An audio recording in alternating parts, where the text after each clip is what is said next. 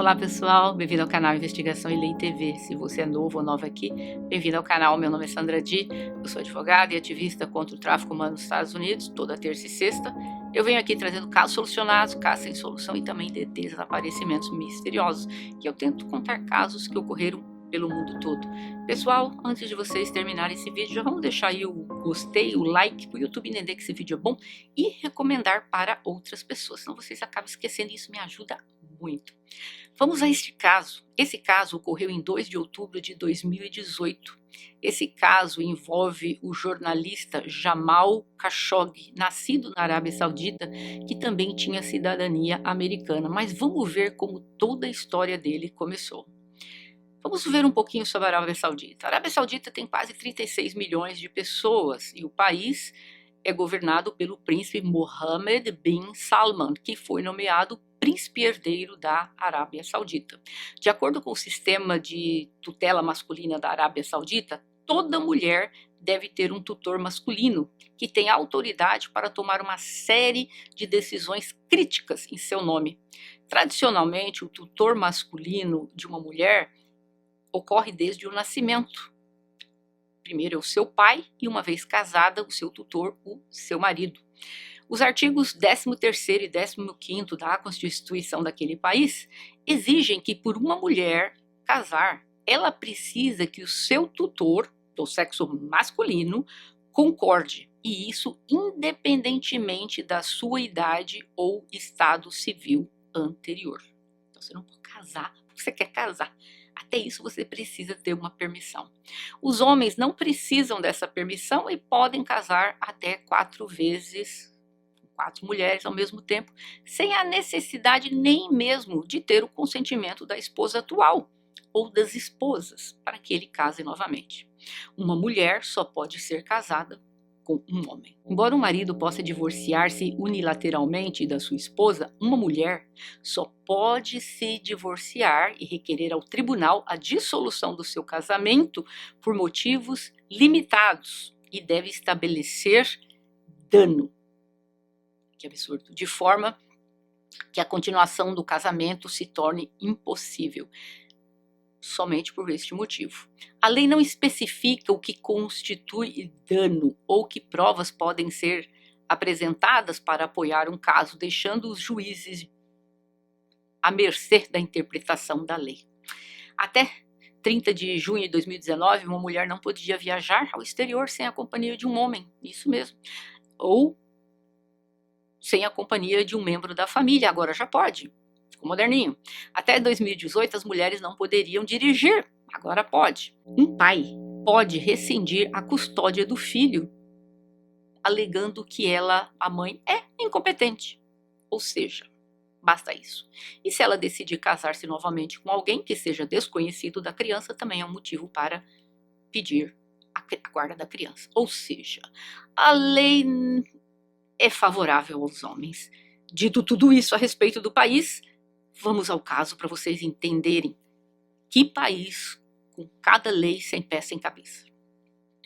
Jamal, ele era esse jornalista, como eu mencionei, da Arábia Saudita, muito proeminente. Ele cobriu histórias importantes, tais como a invasão da antiga União Soviética no Afeganistão, no início da década de 1980. O Jamal formou-se em administração pela Indiana State University e ele então começou a trabalhar como jornalista.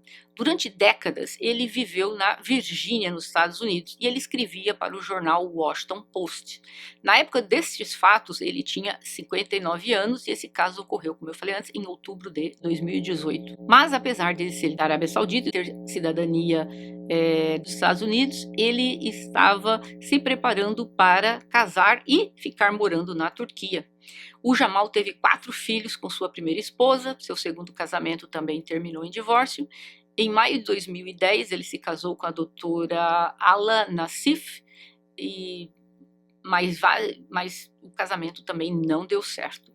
Então, o que aconteceu? O Jamal, já estava ali procurando alguém e tal, e ele acabou conhecendo essa jovem turca. Mas só vou voltar aqui um pouquinho no tempo. O Jamal, gente, ele era muito conceituado no mundo jornalístico, e ele era muito próximo da família real saudita, e ele serviu até como conselheiro do governo numa época, mas ele era crítico feroz da monarquia, e ele acabou depois se exilando nos Estados Unidos em 2017 por causa disso. Ele era muito crítico e ele viu que o povo lá não gostava, o pessoal da monarquia, e a vida dele estaria em risco. E ele começou, gente, escrever mensalmente para esse jornal, como eu mencionei, o Washington Post, e ele começou a colocar críticas do príncipe herdeiro, do Mohammed bin Salman. É claro, vocês podem ter ideia que o príncipe não gostou nada disso. Quando o Jamal morava na Arábia Saudita, ele tinha sido, na época, proibido de postar no Twitter e escrever artigos, e por causa disso ele falou, chega, tô fora, e acabou mudando-se para os Estados Unidos, e é aí que ele se tornou um crítico muito ferrenho contra o príncipe. Aí o Jamal, ele queria morar em Istambul, não somente para estar perto da família dele, os filhos dele moram na Arábia Saudita, que absurdo, os filhos dele são adultos, banqueiros, não podem viajar fora do país porque o governo da Arábia Saudita, dessa forma, resolveu, vamos dizer, punir os filhos dele por causa das críticas que o pai fazia. Os passaportes dos filhos dele foram confiscados, isso mesmo. Tudo isso em retaliação porque o Jamal saiu fora do país. Então ele pensou assim, bom, eu quero morar perto dos meus filhos e tal, e ele começou a cogitar isso. E ele estava bastante tempo também indo em Londres e tal, e ele já estava muito tempo fora do país dele. E aí, quando ele conheceu esta jovem, ele pensou, vou morar na Turquia. Estaria próximo dos filhos e também ele lá poderia ter mais uma forma de expressão. Então, ele não estaria restrito às críticas, coisa que ele já não poderia fazer se ele estivesse no país dele. Acontece, gente, que o Jamal, com alguns amigos, eles estavam tentando estabelecer uma base para a democracia no mundo árabe, provendo a cultura da democracia entre os jovens. Isso não soou bem para o governo saudita. O Jamal tinha outro grande projeto também, que ele queria lançar através de uma série de plataformas de comunicação social, e o governo saudita achou que era melhor silenciá-lo. E para sempre. O Jamal, como eu falei, ele estava já planejando ficar na Turquia. Só que aí ele começou ali os preparativos para o casamento dele. A noiva dele, o nome dela é Hatice Sergis. Ele conheceu quando ele a entrevistou para uma conferência em Istambul em 2018. E ele queria começar essa nova vida com ela. Ele comprou um apartamento na Turquia, em Istambul, na Turquia. Então aí o que aconteceu? Naquele dia o casal foi dar entrada nos papéis para o casamento, mas eles foram informados ali na Turquia que precisavam de uma certidão confirmando que ambos eram solteiros, e ele teria que ir ao consulado saudita para obter este certificado. O Jamal e a Hatice pegaram um táxi para o consulado saudita, ele deixou o telefone com a noiva e ele ficou esperando lá fora. Após 1 hora, ele saiu, ele disse que trataram ele muito bem. O consulado disse que os documentos dele estariam prontos nos próximos dias. Naquela mesma noite, ele acabou retornando para Londres. Ele achou tudo bem, tranquilo lá.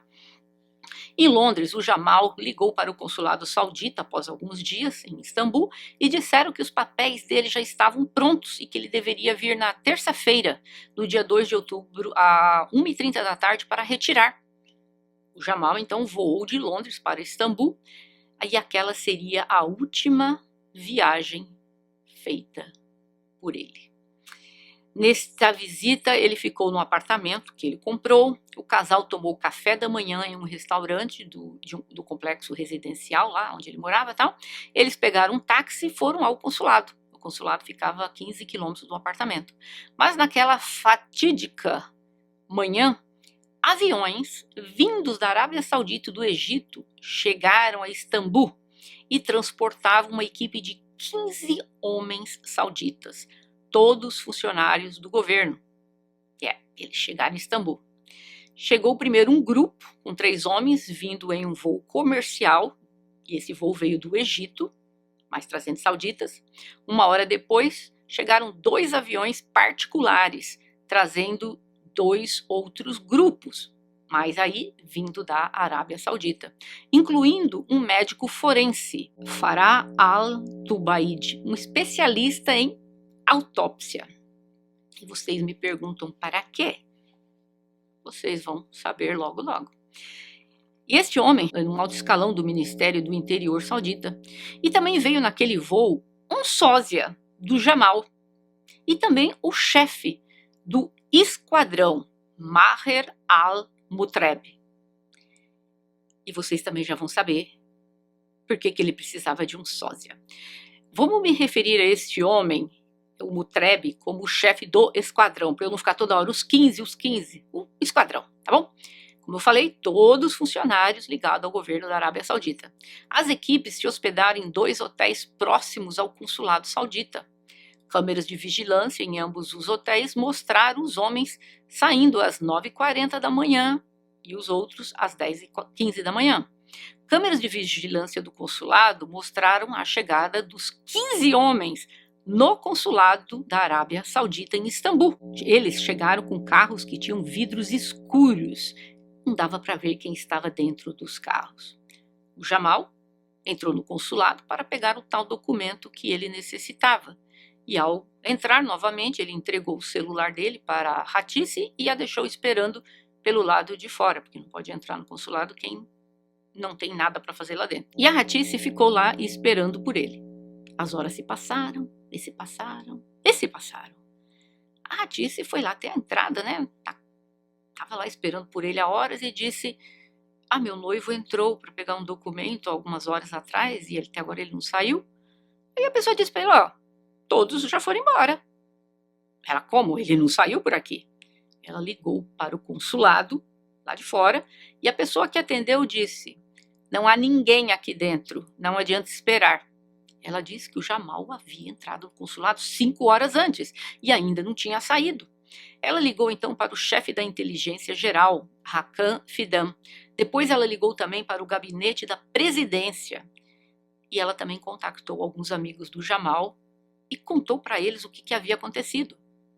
E após 3 horas, de todo esse povo que ela estava entrando em contato, ficou claro que o Jamal havia desaparecido. Surgiu uma teoria que ele foi abduzido como parte de uma operação ilegal para levá-lo de volta à Arábia Saudita. Então, o inesperado aconteceu através de uma declaração do porta-voz presidencial turco, feita em 3 de outubro, que o Jamal nunca saiu de dentro do consulado. O cônsul afirmou que ele saiu do consulado, mas que ele não poderia provar isso, porque as câmeras de vigilância do consulado, dentro, não salvavam imagens. Mas fala sério, né? Você acredita que um consulado que tem câmeras, as câmeras não estão funcionando dentro? Por que você vai ter um sistema desse, se não funciona ou não grava? Um consulado? Me poupe. O embaixador saudita nos Estados Unidos, o príncipe Khalid bin Salman bin Abdulaziz, que nome, declarou publicamente que as alegações de que o Jamal perdeu a vida lá dentro ou que foi detido pelas autoridades sauditas eram completamente falsas e infundadas.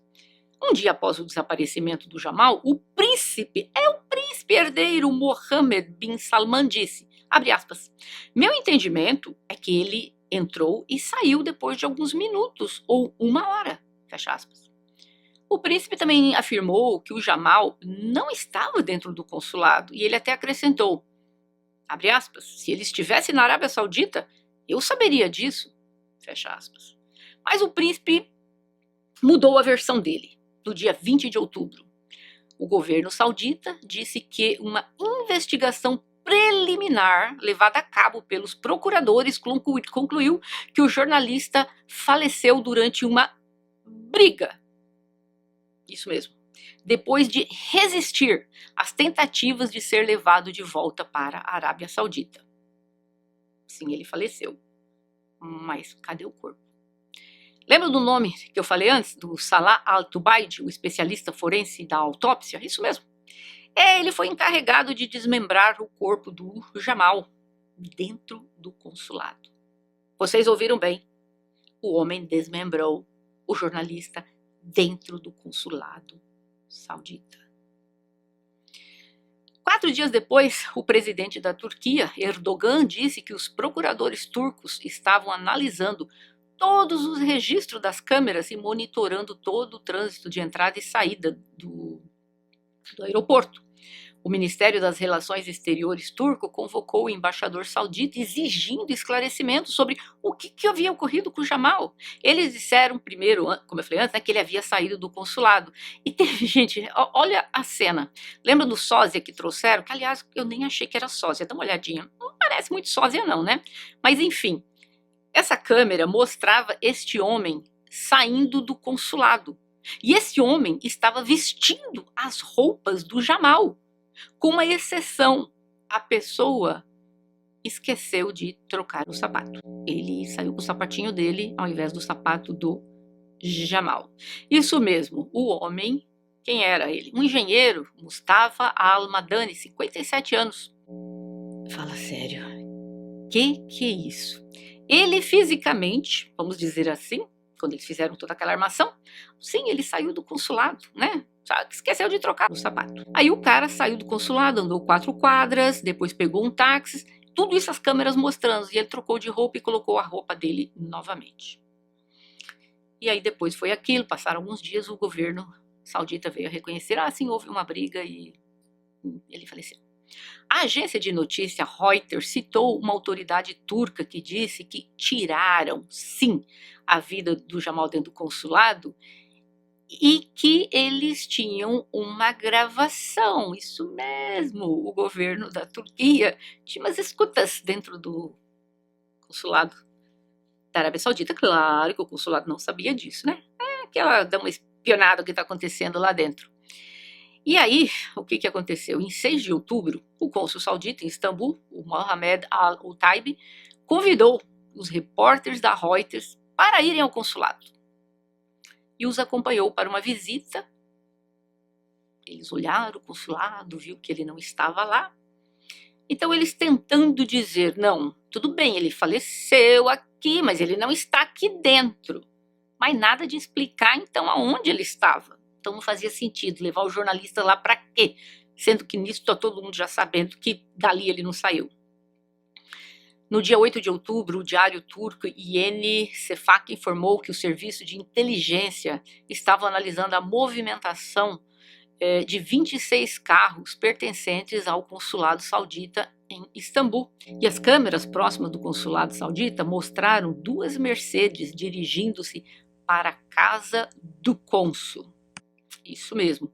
Estes carros ficavam estacionados na garagem, entraram e se estacionaram na garagem do cônsul por 3 dias.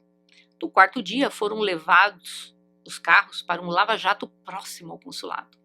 Os investigadores turcos acreditam que o corpo desmembrado do Jamal foi transportado do consulado para a casa do cônsul. Isso mesmo, naquelas Mercedes. Detalhes horríveis começaram a surgir e em uma reportagem da mídia nos dias 9 e 10 de outubro, nos Estados Unidos, o Washington Post publicou o vídeo do Jamal, né, entrando no consulado à 1 da tarde e tal. Todos aqueles vídeos, aquele cara saindo, como se fosse ele e tal. No dia 10 de outubro, a emissora BBC informou que os meios de comunicação turco tinham fotografia e nome destes homens, que seriam os membros do esquadrão.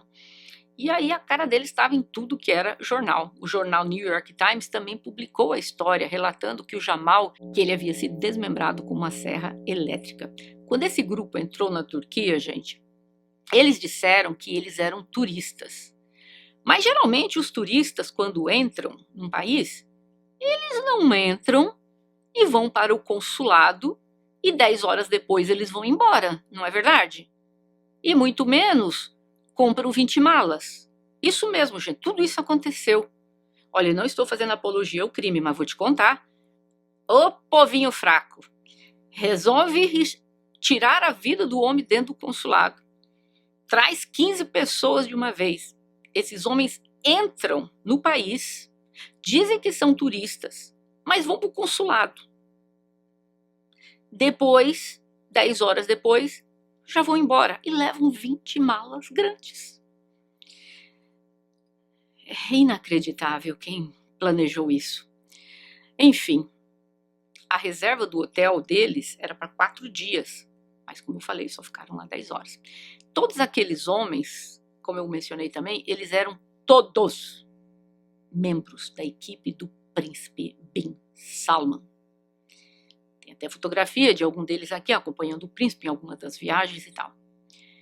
E aí, gente, aquela escuta, né, que o governo da Turquia tinha dentro do consulado, eles ouviram umas coisas que são terríveis. Eu vou traduzir aqui, eu ouvi a gravação, mas vamos lá, alguns pedacinhos que eles dizem lá. O chefe do esquadrão, o Butreb, perguntou, assim que ele chegou lá, abre aspas, o animal do sacrifício chegou? Um desses homens dizia para o Jamal escrever para o filho dele. E o Jamal perguntava, qual filho? E o que eu devo dizer? Eu vou dizer, vejo vocês em breve? Não posso dizer isso. Vou dizer que eu estou sendo abduzido? E a pessoa diz, seja breve. Diz ao Jamal que havia uma ordem da Interpol para capturá-lo e levá-lo de volta à Arábia Saudita. O Jamal diz que não havia nenhum caso contra ele e que haviam pessoas esperando por ele do lado de fora do consulado. O médico legista diz, abre aspas, as juntas serão separadas. Não é um problema, o corpo está pesado. Primeiro, corta no chão. Se pegarmos sacolas plásticas e cortarmos em pedaços, estará pronto. Colocaremos cada uma das partes dentro de bolsas de couro. Fecha aspas. Olha as conversas dentro do consulado. As gravações, obviamente, documentaram uma breve briga ali, seguida de uma conversa entre os membros da equipe, onde mencionam para dar um sedativo.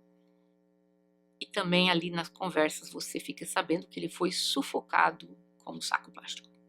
O patologista forense da equipe, o Salah Al-Tubaid, começou a desmembrar o corpo do Jamal e cerca de 2 horas depois, a gravação de áudio captou 3 vozes diferentes. Um deles ordenou que a sala de visto fosse fechada e um técnico reiniciasse as câmeras internas de segurança. Claro, apagando tudo o que aconteceu lá dentro. Lembra que eles tinham falado que as câmeras não estavam funcionando? Lógico que estavam. Veio até técnico para isso junto. O terceiro homem, o Mustafa Al-Madani, o sósia do Jamal, ele parecia que ele estava reclamando das roupas do Jamal e que ele estaria usando. E olha o que ele diz, isso, abre aspas. É assustador usar as roupas de alguém que foi morto há 20 minutos. Fecha aspas. Al-Madani foi para uma área turística popular, como eu falei antes, né? Andou, pegou um táxi, trocou de roupa, se desfez das roupas do Jamal. E um dos homens, o tal Maher Butreb, o chefe, fez uma ligação para um superior dele na Arábia Saudita e disse, abre aspas, diga ao seu chefe, a ação foi cumprida. Fecha aspas. E quem seria esse chefe? Imaginem, né? Enfim, os investigadores forenses turcos foram finalmente autorizados a revistar o edifício onde fica o consulado da Arábia Saudita em Istambul, mas não antes de uma outra equipe chegar para tentar limpar o local. Eu já chego lá. A equipe forense saiu carregando primeiro, né, ali no comecinho, as amostras do solo, alguns pedaços de metal e tudo mais, e eles também foram à casa do cônsul e fazer alguma inspeção forense e tal. O cônsul não estava naquele horário que o Jamal foi no consulado. Que conveniente. Mas 2 testemunhas disseram que não, ele estava junto comigo naquele horário. Que coincidência. Obviamente que ele não ia estar lá dentro, né? Também não era bobo nem nada. Foi lá fora, catou 2 pessoas para servirem de testemunhas para ele e não pessoas sauditas. Duas pessoas que certamente não tinham noção do que estava acontecendo, duas pessoas turcas, deve ser gente de alto escalão, sentado com ele e tal. Não, ele estava aqui com a gente o tempo todo. O cônsul-geral Mohammed Al-Khattabi, ele deixou Istambul para a Arábia Saudita em meio a rumores que ele seria preso. O carro não foi visto saindo do consulado para a casa dele, e aqueles montão de sacos saindo de dentro da casa dele, de dentro da Mercedes, para dentro da casa dele. É isso mesmo. Então, dizem que ele achou que seria preso e ele correu lá para a Arábia Saudita. Ele disse que ele foi lá finalizar as investigações do que houve dentro do consulado. Quando eles foram embora, esses todos, o cerco estava se fechando. E aí eles pensaram, gente, precisamos mandar uns outros especialistas lá para terem certeza que eles vão fazer uma limpeza bem limpa. E ali o que aconteceu? Nessa nova equipe que chegou, bastante gente. Um químico, Ahmed Abdul Aziz Al-Janabi, um toxicologista, Caleb Ahil Al-Zahani. Mas o governo turco disse que essa equipe veio para destruir evidências no consulado e na casa do cônsul. Porque para que vem uma equipe trazendo um toxicologista e também uma pessoa especialista em química? Para quê? Se é uma investigação criminal, o que esses dois estão fazendo lá junto? Claro que foram lá fazer daquela limpeza antes que as autoridades turcas tivessem a chance de entrarem e pegarem algumas coisas, né? Em 20 de outubro, a Arábia Saudita admitiu, né, como eu falei antes, que ele não está mais vivo e tal. Aí uma declaração do promotor público saudita, agora pasmem, ele anunciou a prisão de 18 sauditas para interrogatório e sugeriu que houve uma altercação, e isso culminou no falecimento do Jamal. O príncipe deu 2 telefonemas para os 2 filhos do Jamal para oferecer condolências. E no dia 23 de outubro, o príncipe chamou os 2 filhos do Jamal para ir encontrar-se com ele no palácio, tirou muitas fotos com o filho dele, tipo querendo dizer, viu, tem nada contra a gente, até os filhos dele estão aqui do nosso lado. A gente sabe por que os filhos dele estavam lá. Se não tivessem, eles também não estariam vivos, né? E eis que em 15 de novembro de 2018, o procurador adjunto da Arábia Saudita disse que uma equipe foi enviada a Istambul pelo vice-chefe da inteligência saudita. Ele disse que o que aconteceu era o seguinte, que essa turma tinha ido lá para levar o Jamal de volta para a Arábia Saudita, por meio de persuasão, ou, caso eles falhassem, através da força. Os investigadores concluíram que o Jamal foi contido à força após uma luta, injetado com uma grande quantidade de alguma substância que levou ao seu falecimento. Seu corpo, então, foi desmembrado e entregue a um colaborador local, fora do consulado, para eliminação. O Serviço Secreto Americano, a CIA, todos eles concluíram, através de investigações, que o príncipe herdeiro saudita ordenou que a vida do Jamal fosse tirada. Os Estados Unidos sancionaram alguns sauditas em resposta a isso, mas o príncipe herdeiro ainda não enfrentou qualquer punição. Uma investigação das Nações Unidas confirmou serem verdadeiras as gravações de áudio que foram vazadas pela inteligência turca naquele dia dentro do consulado. O governo turco tinha uma técnica para ouvir ali dentro do consulado e tal, e foi dessa forma que as conversas foram ouvidas.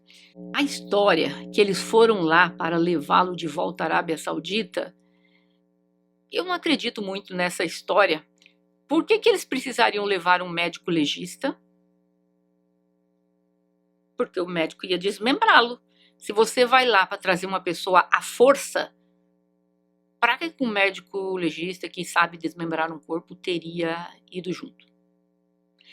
Para que eles levaram o sósia, que eu acho que nem é muito sósia, mas se era só para trazê-lo de volta, por que o sósia foi junto? Porque eles sabiam que o Jamal não sairia dali vivo. E eles teriam que simular a saída do consulado como eu falei antes, repito, sem fazer apologia ao crime, mas que plano fraquinho e cheio de erros. Se fosse um plano bem feito, gente, não é apologia ao crime, me entendam, eu só estou dizendo sobre uma perspectiva, vamos dizer, como se fosse de uma promotoria, vamos dizer, fazendo uma acusação, tá bom? O plano foi cheio de erros. Em primeiro lugar, levam lá dentro 15 homens para fazer isso dentro de um consulado, né? Geralmente alguém faria isso na rua, não dentro do próprio consulado. Depois, esses homens entram e saem em 10 horas. Nem ficam lá de uma disfarçada por 2, 3, 4 dias. Chegam todos e vão todos para o consulado, ao invés de, não, vão ficar aqui pelo hotel, um dia vai um, 2 dias depois vai outro, não, vai todo mundo para lá. Pessoas que só ficaram 10 horas no país, saindo com 20 malas, e eu me pergunto o que tinham dentro dessas malas. Enfim, sem fazer apologia, tá bom, gente? Mas eles foram primários ao cometer uma série de erros, né? Tipo, o consulado tem câmeras fora e pelas câmeras viu-se claramente que o carro diplomático saiu da garagem do consulado e trocou de lugar com uma van. As autoridades turcas disseram que a van acabaria levando os restos mortais do Jamal para a casa do cônsul. Aí mostra o carro indo. 4 horas após o falecimento do Jamal, o Mutreb, que é o chefe do esquadrão, foi visto saindo da casa do cônsul. Os restos mortais do Jamal nunca foram encontrados. A Arábia Saudita condenou 5 pessoas à pena capital e outras 3 à prisão pelo ocorrido com o jornalista Jamal. E outras 11 pessoas que estavam em julgamento foram declaradas inocentes. O vice-procurador público e porta-voz da Arábia Saudita, Shalan al-Shalan, manifestou o que aconteceu lá, a sentença. Agora eu vou falar uma coisa para vocês. Eles não liberaram o nome dessas pessoas que foram condenadas à pena capital. É isso mesmo, que eu acredito que ninguém foi condenado a porcaria nenhuma. Não saiu o nome de ninguém. Enfim, a investigação mostrou, ao meu ver, que tudo foi premeditado, muito mal premeditado. Alguém que se diz chefe, do esquadrão, fazer uma coisa dessa com alguém, com um ser humano, é horrível, é deplorável. Agora, saindo da esfera, ali, vamos dizer, de a gente estar achando que isso é uma coisa terrível, e foi, olhando sob o ponto de vista de que plano foi esse? Fazer uma coisa dessa dentro de um consulado. Ele não merecia ter perdido a vida nem fora, em lugar nenhum, simplesmente porque ele queria que os países do Oriente Médio, principalmente a Arábia Saudita, fosse um país democrático, e ele queria criar um projeto para levar essa ideia de democracia para os jovens. E só por causa disso ele foi silenciado. O promotor saudita, ele disse que o conselheiro real saudita discutiu o que seria feito com o Jamal antes dele entrar no consulado saudita, e que ele, este homem, conversou com a equipe que eliminou o Jamal. O promotor disse que o Qahtani, ele agiu em coordenação com o vice-chefe da inteligência da Arábia Saudita. Ele disse que eles têm provas que essas pessoas participaram e tal, mas enfim, nunca liberaram o nome das pessoas que foram presas, e se é que alguém foi, e muito menos o nome dos 5 que foram condenados à prisão, à pena capital. Também não soltou o nome deles de nada.